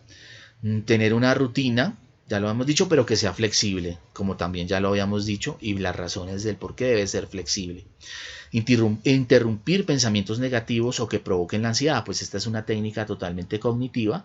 Cuando la persona esté con ese machacadera, esa cosa que todo el tiempo le está diciendo, haga esto, haga lo otro, va a pasar tal cosa, en ese momento, si sabemos que es un pensamiento irracional, podemos forcluirlo, eliminarlo, mantenerlo ahí y no darle más fuerza.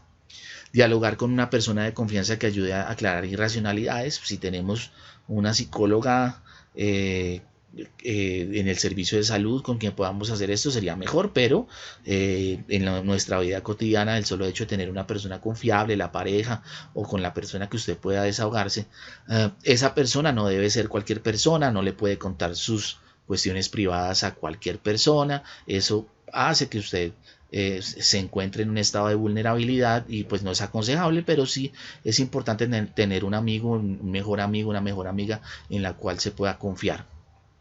Y en caso ya de tener unos síntomas incontrolables, como se decía en el caso de practicar relajación y que no se pueda realmente conciliar la tranquilidad, pues en ese sentido lo importante sería acudir al personal de salud.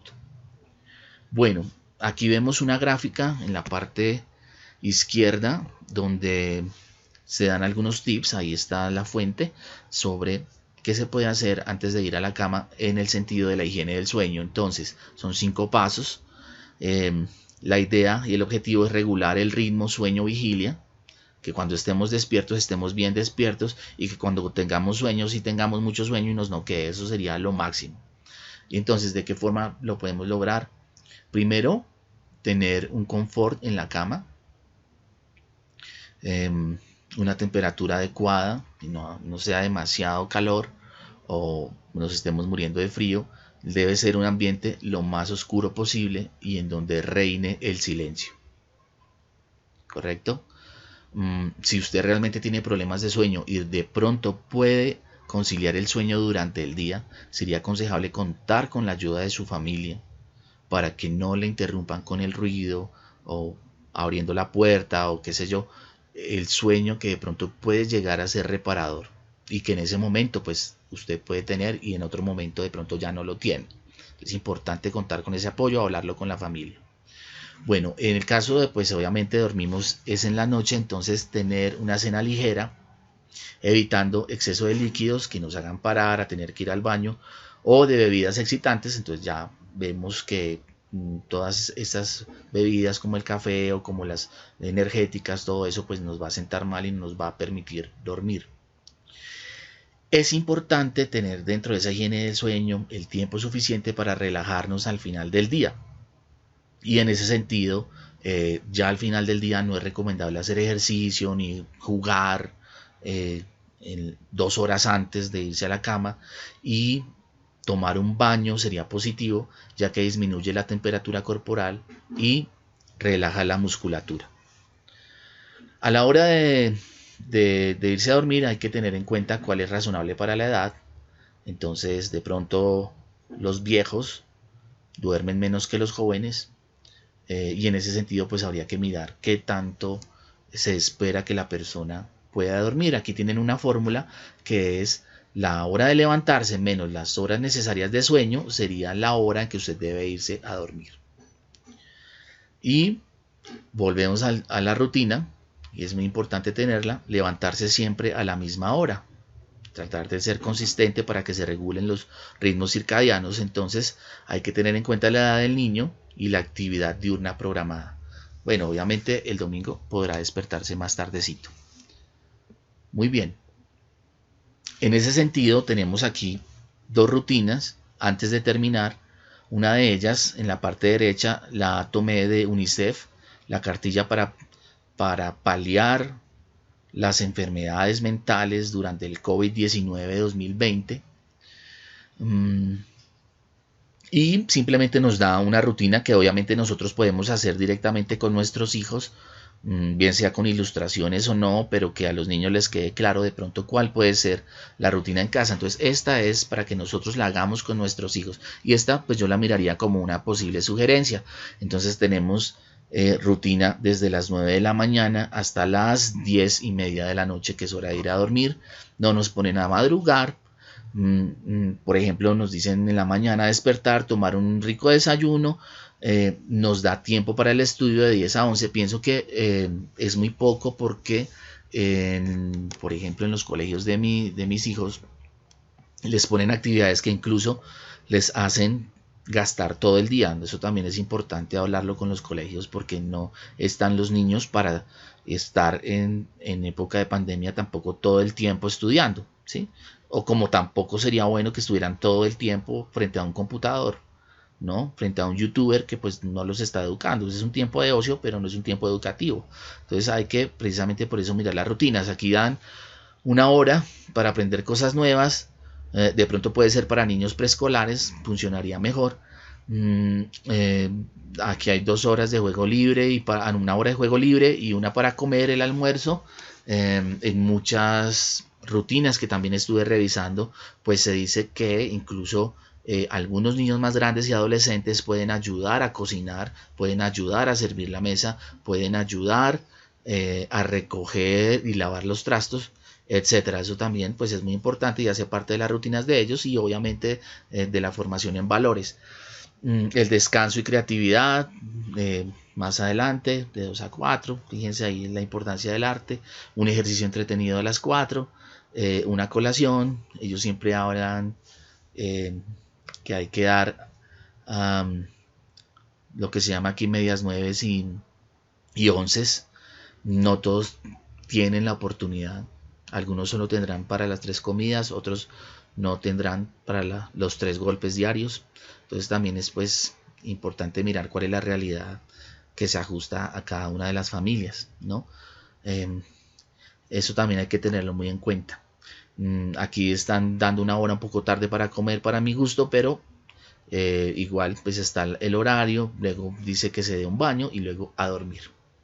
En la parte izquierda tenemos una especie de rutina que hicieron en la Universidad de Salamanca en España y que tiene algunos parámetros generales por los cuales nos podemos guiar, que son consejos psicológicos totalmente ante el confinamiento por el COVID-19. Entonces, algunos: evita la intoxicación, ¿sí? Estos están hablando ahí de contenidos de conocimiento, de información que nos llega, ya lo habíamos dicho. Organiza tu día de forma activa, ya habíamos dicho lo de establecer rutinas. Mantén la calma, maneja la ansiedad, no dejemos desbordar la ansiedad, pero la ansiedad obviamente pues es una respuesta adaptativa, así que se va a presentar, no es malo que se presente, lo que es malo es que se desarrolle más allá de nuestras habilidades para contenerla. Potencia el humor, esto es supremamente importante, no sé si ya lo había mencionado o lo omití, pero dentro de ese cultivo de resiliencia, de cultivar la actitud positiva, siempre debe tratar de cultivarse el buen humor, ¿no? Incluso escuchar los humoristas que a usted le gustan, los programas de humor que a usted le gusten, usted mismo, etcétera. Bueno, mantener el contacto con las personas que quieres, ahí está el uso de la virtualidad, los lazos familiares, la manifestación del afecto, la práctica de la solidaridad. Ofrece tu apoyo a personas mayores o dependientes. Eso es supremamente positivo. Primero porque estamos vertiendo nuestras habilidades, conocimiento, actitudes y todo eso para que otra persona se beneficie. Pero en ese momento de ayudar es cuando nosotros más nos ayudamos psicológicamente. Porque nos sentimos útiles, estamos entretenidos, tenemos que aplicar habilidades. Supremamente importante esto de poder ayudar a los demás. De hecho, este ejercicio que estoy haciendo es eso, tratar de a través de un video poder que las personas puedan informarse, puedan tener algunos elementos para superar la crisis. Bueno, actúa con responsabilidad. Entonces, esto no lo he mencionado porque prácticamente es parte de los supuestos de los que partimos ya para la realización de un video como estos. Y es que las personas deben tomar todas las medidas preventivas para evitar el contagio, ¿no? Háblese de aislamiento social o distanciamiento social mejor, del uso del tapabocas. Si realmente usted científicamente cree que debe usar el tapabocas, úselo. Además, si la ley se lo dice y se lo pide, pues hágalo. Y bueno, y una serie de todas las recomendaciones, el lavarse las manos a diario, varias veces al día, etc. Bueno, manejar los miedos, ¿no? Darle un trámite a esa elaboración de los miedos, racionalizarlos, entenderlos, hacer ejercicio físico y finalmente potenciar los hábitos saludables, como alimentarse bien. Bueno, con esto pues creo que he dado un recorrido sobre cuáles podrían ser las dificultades psicológicas que nos acarrea esta nueva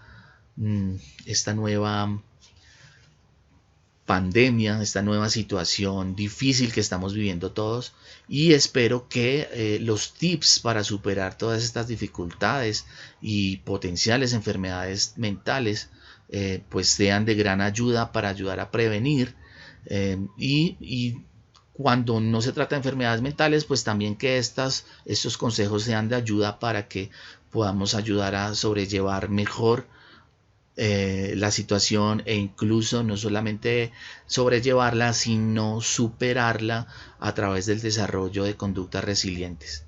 Entonces, muchas gracias. Les habló Javier Amaya. Para mí fue un gusto.